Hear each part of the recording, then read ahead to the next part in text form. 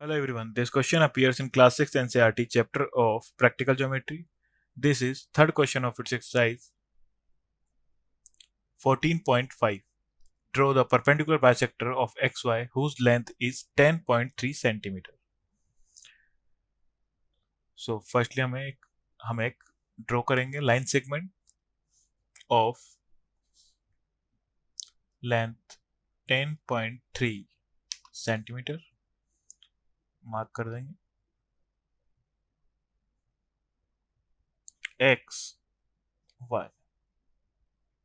of 10.3 centimetre draw करना है perpendicular bisector.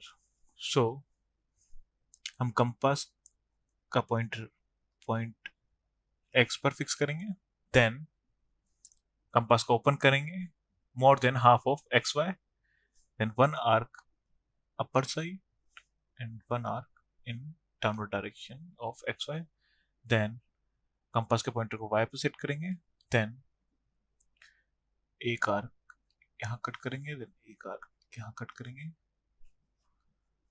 सो इसके इंटरसेक्टिंग पॉइंट को हम नेम कर देंगे P,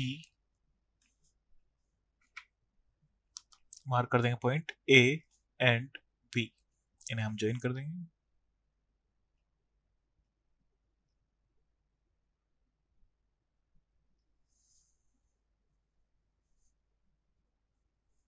So take any point P on the bisector drawn. So यहाँ पे हम एक पॉइंट P मार्क कर देंगे। So AB is the perpendicular bisector of XY. So ये एंगल हो जाएगा हमारा 90 and if M is the midpoint of XY, so ये midpoint means ये point हो जाएगा हमारा M. So MX is equal to MY. Examine whether PX is equal to PY. So AB is perpendicular bisector of XY and also axis of symmetry.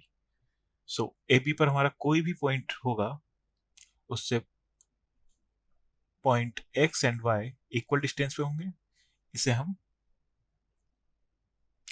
Major भी कर लेंगे तो इनकी डिस्टेंस हमारी इक्वल होगी।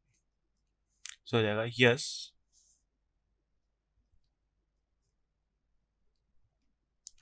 Px equal to Py. Then next part B is if M is the midpoint of XY, what can you say about lengths MX and XY? So MX equal to MY,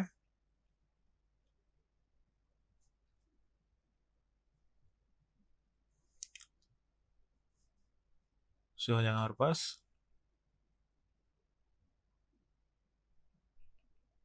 XY equal to MX plus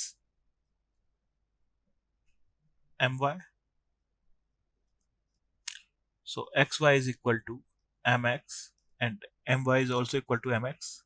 So plus MX. So XY is equal to हो जाएगा हमारे पास 2MX. So हमसे बोला गया था what can you say about the length of MX and XY, तो relation आ जाएगा XY is equal to 2MX. Thank you.